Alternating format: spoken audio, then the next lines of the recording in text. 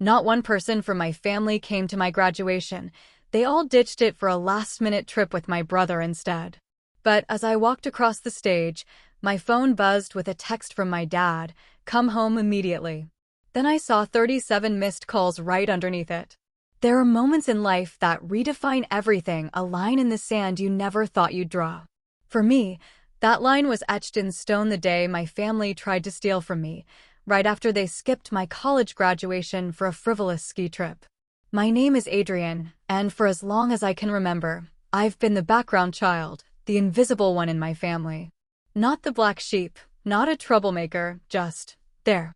While my older brother, Lucas, basked in the spotlight as the golden boy, charismatic, athletic, the kind of person who could forget your birthday and still have you smiling, I was the quiet one with my nose in books, chasing achievements that didn't quite fit on a Facebook brag reel. Graduation day was supposed to change all that. I'd poured years into it, endless late nights, double shifts at part-time jobs to bridge tuition gaps. I'd dreamt of that moment, my name called, stage lights, my family in the crowd, cheering loud enough for me to hear them. I even saved them the best seats. But that morning, my phone buzzed with a text from my mom in the family group chat, *, we won't be able to make it today. Something came up. We'll celebrate soon, *. I just stared at my screen, thinking it was some sick joke. Then Lucas chimed in, *, we're heading to Aspen for the week. Totally last minute. Can't wait, *. A minute later, Mom added a string of skiing emojis. No apology. No acknowledgement that my college graduation, the first in our family, was happening in less than 4 hours. My throat tightened. The walls of my apartment suddenly felt like they were closing in. I wanted to believe it was a misunderstanding, but I knew they knew. I'd been talking about it for months, sent formal invitations, even a reminder last week. They just chose him. When I got to campus, I tried to push the crushing weight down, to focus on the moment. Friends and classmates were there with their families, laughing, taking photos, holding flowers. I smiled, I congratulated, but the pit in my stomach kept growing. Every time I glanced at those empty seats where my family should have been, all I saw were strangers. I told myself it didn't matter. I told myself I'd remember the pride, not the absence. Then my name was called. I walked across the stage, shook hands, smiled for the photo. And that's when my phone buzzed. It was my dad, *, come home immediately, *, no explanation. Just that.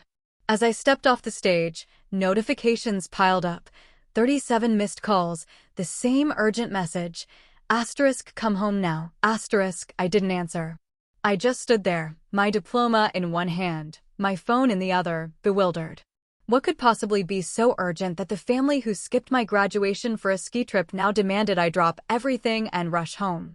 In the midst of the celebratory chaos, a cold, quiet awareness settled over me. This wasn't just something coming up. This was the start of something bigger. That day was going to draw a permanent line in my family's history, the before and the after. And I was about to find out just how deep that divide would go. When I finally got back to my apartment that evening, still in my graduation gown because I hadn't bothered to change, there were 3 more missed calls from Dad and 1 from Mom. Still no voicemail, no explanation, just those 2 relentless words, *, come home. *, I sat at my tiny kitchen table, the second-hand one I'd bought when I moved out, and stared at my phone. They hadn't checked in during the ceremony, no congrats, no photo request. Now, they were treating me like I was late for an emergency I knew nothing about. An hour later, Mom's message finally arrived, *, your brother needs you. It's important, *, no context. No question about how I was or how my ceremony went. Straight to Lucas. I could almost hear the familiar tone. In our house, Lucas's problems were family problems. Mine were mine. If he scraped his knee, the world stopped. If I sprained my wrist during gym, I was told to walk it off because Mom was busy. I'd learned early that my role wasn't to be cared for, but to be useful when someone else, usually Lucas, needed something. I didn't answer. I put my phone face down and went to the fridge, only to realize I'd been too busy studying for finals to grocery shop. I poured myself cereal, sitting in silence, reflecting on how every major milestone in my life had been overshadowed by Lucas. My high school graduation? He'd been caught throwing a massive party the night before, so all anyone talked about was his trouble. My first job? He totaled his car the same day, and the family group chat lit up with insurance claims instead of congratulations for me. Around 9 p.m., my phone buzzed again. A video call from Dad. Against my better judgment, I answered. His face filled the screen, tight and impatient. Adrian, finally. We've been calling you all day. I was busy, I said flatly.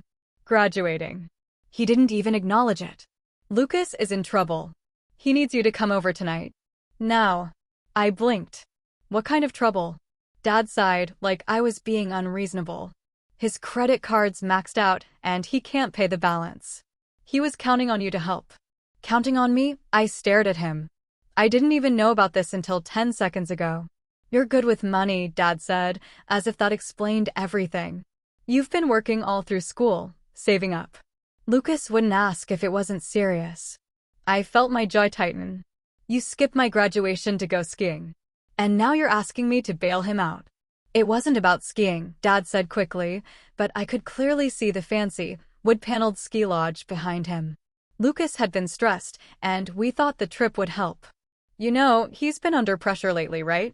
And I guess I haven't been, I said, my voice cold. His expression shifted. That subtle flash of annoyance I'd seen my whole life. The unspoken message, stop making this about you, When I hung up, I sat for a long time, staring at the blank wall opposite my couch. It wasn't just that they'd missed my graduation. It was the expectation that I would, without hesitation, set aside my own life to clean up after Lucas. It had always been that way.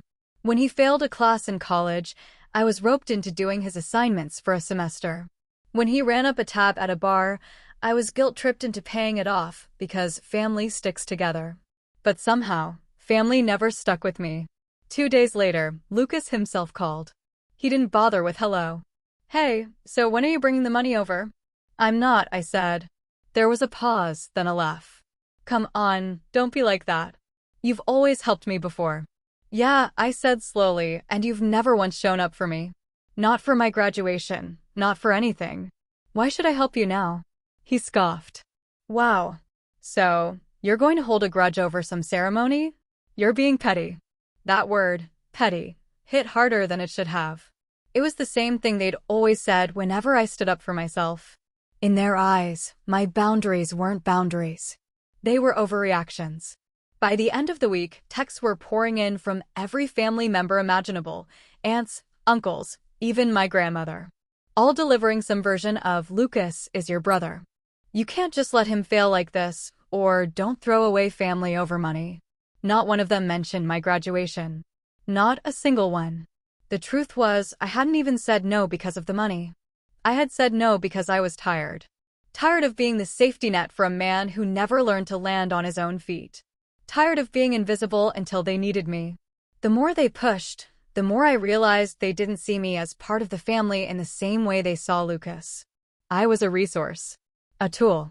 What I didn't know then was that their pressure campaign was just getting started. The texts, the calls, the subtle digs, they were all building towards something much bigger, something they thought they could corner me into. And they had no idea that the more they pushed, the more I was already starting to plan how I'd push back. It wouldn't be long before they gave me the perfect reason, and once they did, there would be no going back. It was a quiet Thursday morning when the real blow landed. I'd just finished sending out a few job applications, the kind of positions I'd been dreaming about, when my bank called. The woman was polite but concerned. Mr. Rivers, I just wanted to confirm a large transfer request we received from your account earlier today. I sat up straighter. Transfer request? I haven't authorized anything. She read off the details. Nearly $4,800 set to be wired to a joint account in Lucas's name. My stomach dropped. Cancel it, I said immediately. That's what I thought, she replied. It was initiated online from an IP address registered at your parents' home. I didn't need a detective to piece it together. My parents had my old banking login from years ago, back when I was in high school, and they'd insisted on keeping an eye on things so I wouldn't overspend. I'd never changed the password because I trusted they'd never use it without my consent. I guess that trust was misplaced. I ended the call shaking, not just from anger, but from the quiet, bone-deep realization that they'd crossed a line I couldn't ignore. This wasn't asking for help. This wasn't even guilt-tripping. This was theft, plain and simple. And it wasn't even just about the money. It was about the fact that they felt entitled to take from me without asking, because in their eyes, it wasn't really mine to begin with. Before I could even process what to do next, my phone buzzed again. This time, it was a text from Lucas. Asterisk, thanks for covering it, man. I'll pay you back when I can. Asterisk, a winking emoji followed, like it was some harmless joke between brothers. I didn't reply. My hands were too tight around the phone, knuckles white. I thought back to every moment they'd made me feel small. Every time my achievements were sidelined. Every time I was told to be the bigger person, while Lucas got away with everything. Now it was clear. They didn't just expect me to pick up the pieces when he messed up. They believed I owed it to him. I called my mom. She answered cheerfully, like nothing was wrong. Adrian, we were just talking about you. You should come by this weekend. Did you authorize a transfer from my account? I asked, my voice sharper than I intended. There was a pause. Not the pause of someone confused, but the pause of someone figuring out an excuse. Oh, sweetheart, we knew you'd help your brother. He's in a tight spot, and we didn't want to bother you with the details while you were busy with school things. You stole from me, I said. Her tone hardened instantly. Don't be dramatic. We're family. It's not stealing when it's for someone you love. Something inside me shifted at those words. For years, I'd let that twisted version of love dictate how I was treated. But in that moment, it hit me. Their definition of love was just a word they used to excuse taking whatever they wanted from me. I hung up before she could say more. The silence in my apartment was so sharp it felt like it had edges. My diploma was still leaning against the wall where I'd left it after graduation, unframed, unopened. I stared at it and realized it wasn't just a piece of paper. It was proof. Proof that I'd built something for myself despite them, despite being constantly overlooked, despite being treated like a backup plan for their favorite son. That night, I changed every password I had, bank accounts, email, everything. And as I did, I thought about the 37 missed calls on graduation day, the way they'd made my milestone about Lucas's ski trip, the entitled assumption that my hard-earned money was theirs for the taking. They had taken the first shot. They had made it clear they weren't going to respect any boundary I set. And I had a feeling they thought I'd just fume quietly and then forgive them like always. They were wrong. Because this time, they hadn't just hurt me. They'd given me a reason, a perfect reason, to finally stop playing the role they'd assigned me. And in the days ahead, that reason was going to be the fuel for something they wouldn't see coming. What I didn't know yet was how far they were willing to push me before I acted. But I was about to find out. The next couple of weeks felt like moving through heavy fog. I still went through the motions, sending out job applications, making it to a few interviews, but my mind was elsewhere. Every time I opened my banking app, I half expected to see something else missing. I kept my phone on silent, unable to stand the constant buzzing from family members, each with their own friendly reminders about how I should let it go for the sake of family peace. The narrative they were pushing was predictable. Lucas was stressed. Lucas was struggling. Lucas didn't mean any harm. Somehow, I was the cold one for making a scene about it. The theft had been reframed as a misunderstanding, and my refusal to cave was holding a grudge. It was surreal. I wanted to scream every time someone told me I was being unfair, but I didn't.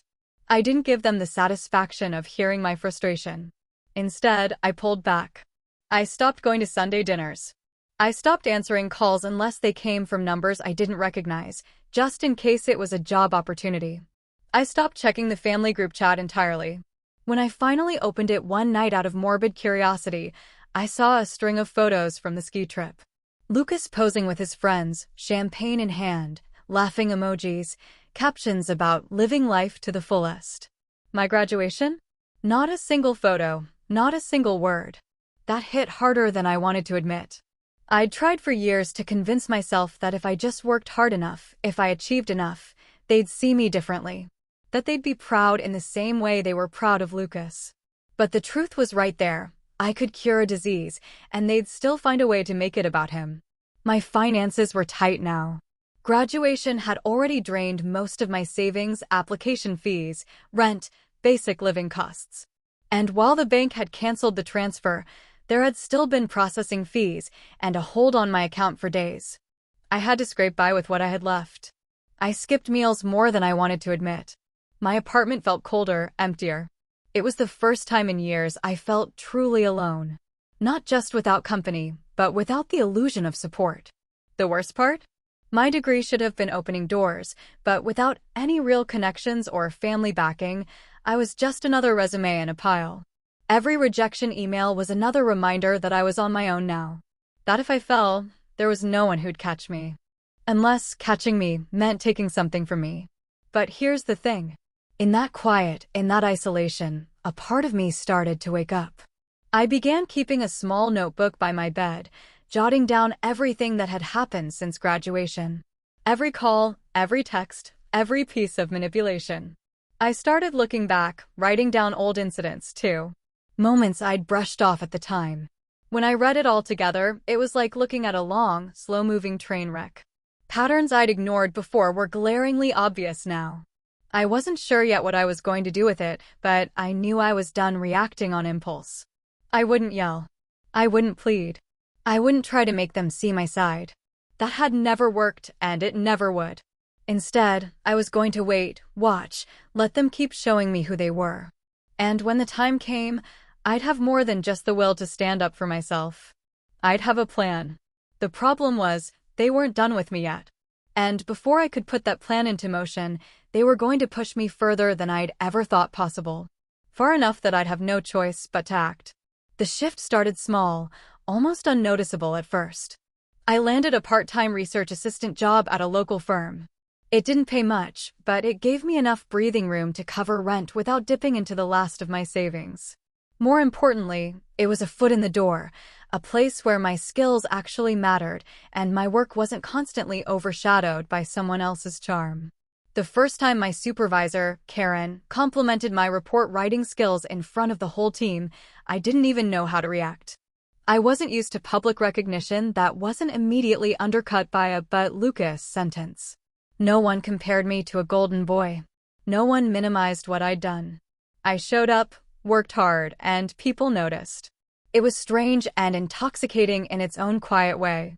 Within 2 months, that part-time role became full-time. I was suddenly making enough to not only keep my bills paid, but to start rebuilding my savings. I upgraded my wardrobe with a few professional outfits. I started eating better, getting back into shape, and even joined a coworker for early morning runs in the park.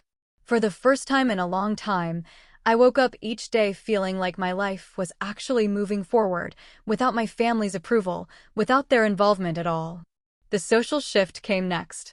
One of my colleagues, Derek, invited me to a networking event for young professionals. I almost didn't go. The idea of networking made me think of fake smiles and shallow conversations.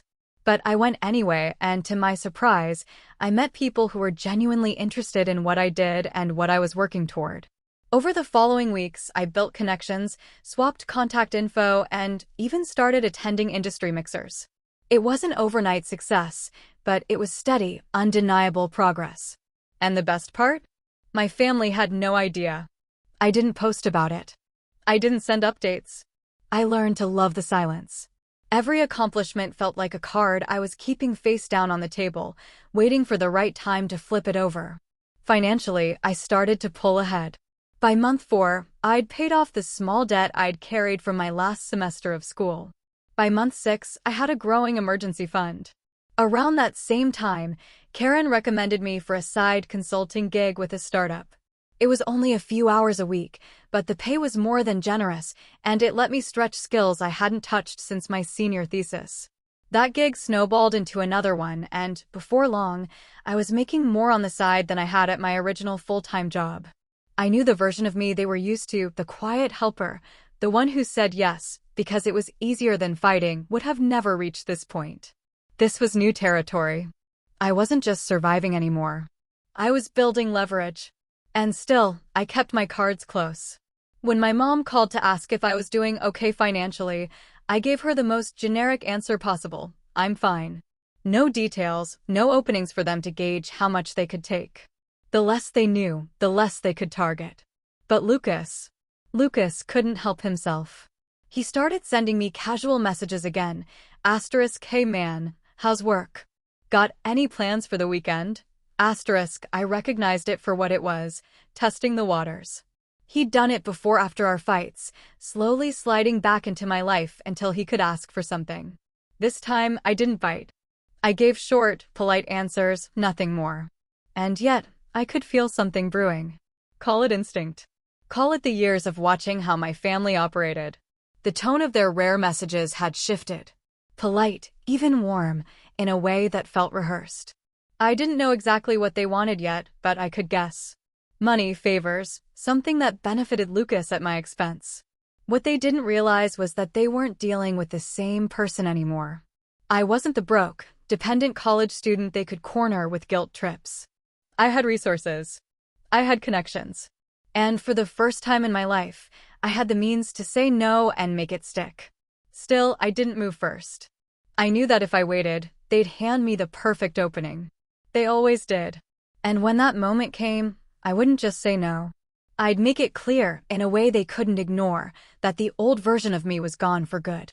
The moment I was waiting for was closer than I thought, and when it arrived, it would be bigger and uglier than anything I'd imagined. It happened on a rainy Tuesday evening, 6 months after my graduation. I was just leaving the office when my phone buzzed with an unfamiliar number. The voice on the other end introduced himself as Mr. Carter, a senior partner at a mid-sized investment firm. Adrian, I've heard good things about you, he said, his tone all business. Karen speaks highly of your work, and Derek mentioned you're excellent with financial structuring. We could use someone like you for a project we're taking on. I'd learned to keep my excitement under wraps, so I listened carefully. The project turned out to be a full-scale portfolio restructuring for a local chain of boutique hotels. It wasn't just a job. It was a chance to work directly with high-net-worth clients, to get my name in rooms I'd never even known existed a year ago. The fee they offered for my role was more than my monthly salary at my regular job. I said yes. Over the next several weeks, I threw myself into the work. It was demanding late nights, endless spreadsheets, constant strategy calls, but I was in my element. My input started to shape decisions. The chain's owner, a sharp but personable man named Michael Reeves, took notice. You're not just good with numbers, he told me one night over dinner with the project team. You understand how people think. That's rare. I didn't know it then, but Michael would end up being one of the most valuable connections I'd ever make. He had deep ties to the local business community and was well respected in circles my family couldn't even dream of entering. While all this was happening, I was also gathering information. Not because I was actively planning revenge yet, but because old habits die hard. I'd been keeping that notebook of mine updated, every petty comment from my family, every manipulation attempt, every subtle probe into my finances. But now I had something more.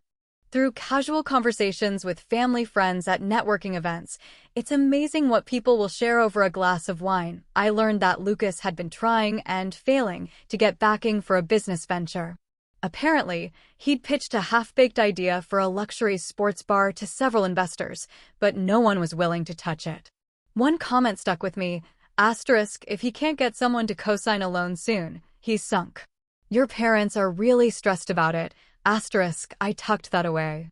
I knew my family well enough to see the pattern forming. At some point, they'd try to present this sports bar as a family opportunity, spinning it as a chance for me to support my brother's future. They'd push hard, frame it as an investment, maybe even try to guilt me by saying it would unite the family. And they'd assume I didn't know how bad Lucas's situation really was. Meanwhile, my own position kept improving. When the hotel project wrapped, Michael pulled me aside. You ever thought about starting your own consulting business? You've got the skills, and I've got contacts who'd hire you tomorrow. The idea lit something in me. Within a month, I'd filed the paperwork for my own small firm. It was still just me and a laptop in my apartment, but I had my first 2 clients before I even finished setting up the website. By the end of that quarter, I'd made more than I'd earned in an entire year at my first job. I didn't brag. I didn't even hint at it to my family. I let them think I was still working a modest office job, scraping by. Every time Mom asked, "How's work?" I'd give a vague busy, but good, and change the subject. The less they knew, the better. But privately, I was building something that gave me real power. Not just money, but options. Options to say no without fear. Options to walk away without losing anything. Options to hit back if they crossed me again. And sure enough, that moment arrived one Sunday afternoon when I got a family dinner invite out of the blue. No reason given, just *, we'd love to see you. My gut told me this wasn't about catching up. This was the setup. I already suspected what was coming. What I didn't know yet was just how far they were willing to go to try and rope me in, or how perfectly their plan was going to set the stage for mine. I walked into my parents' house that Sunday evening with the kind of calm you only get when you already know the ending to the story. The smell of Mom's roast chicken drifted from the kitchen, but the atmosphere in the living room was stiff, too rehearsed. Dad was sitting in his armchair, hands folded like he was hosting a board meeting. Lucas was on the couch, leaning back casually, but his eyes were just a little too bright. After the usual hollow greetings, Mom poured me a glass of water and said, "We're so glad you could make it. There's something exciting we want to talk about. A family opportunity." I almost smiled. There it was. Lucas launched into his pitch, complete with printed brochures and a laptop presentation. He talked about the sports bar of the future, about high-end decor and signature cocktails, about exclusive partnerships with local breweries. He used phrases like ground floor opportunity and guaranteed returns. I listened, nodded occasionally, and didn't interrupt. When he finally finished, Mom leaned in with that expectant smile. "We've already got interest from a few investors, but we'd love to keep it in the family. We thought you could come in as a primary backer. It would be such a great way to bond." "Really?" I asked, keeping my tone neutral. "And how much are we talking about?" Lucas didn't flinch. $150,000 to start. But you'd own 30%. Huge upside, man. I set my glass down and leaned forward slightly. That's a big ask. So, just out of curiosity, have you told all your potential investors about the loan rejections? The room went still. Lucas's smile faltered. "What?" "I mean, the ones from First State Bank, Harborview Capital, and Westline Financial. The 3 that turned you down because your projections didn't add up." I kept my voice even, but I didn't miss the way Mom's eyes darted toward Dad. I just wouldn't want anyone to feel like they weren't getting the full picture. Lucas's jaw tightened. "I don't know where you're getting your—" I cut him off with a shrug. "People talk, especially in business circles, and I happen to run in a few now." Dad tried to salvage the moment. "Adrian, this is your brother's dream. You're in a good position now. You could really help." That was my cue. I pulled a folder from my bag and slid it onto the coffee table. Inside was a polished, bound copy of my firm's portfolio, clients, contracts, revenue projections. All legitimate, all impressive. "You're right," I said. "I am in a good position. Good enough to know this isn't an investment. It's a bailout." Lucas's face went red. Mom's mouth opened, then closed again. "And here's the thing," I continued, my tone still calm. "I don't invest in people who steal from me. And before you say it wasn't stealing, let me remind you, I spoke to the bank. I know exactly who tried to pull money from my account after graduation. That landed like a stone in a pond. No one moved."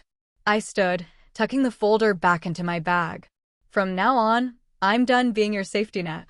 I'm not your investor, your ATM, or your fallback plan. Whatever hole you've dug, you can climb out of it yourselves." I walked toward the door, then paused and turned back, just long enough to twist the knife. "Oh, and Michael Reeves? He's a friend now. His company owns 3 of the city's busiest bars. When your pitch crosses his desk, and it will, you can guess how that'll go."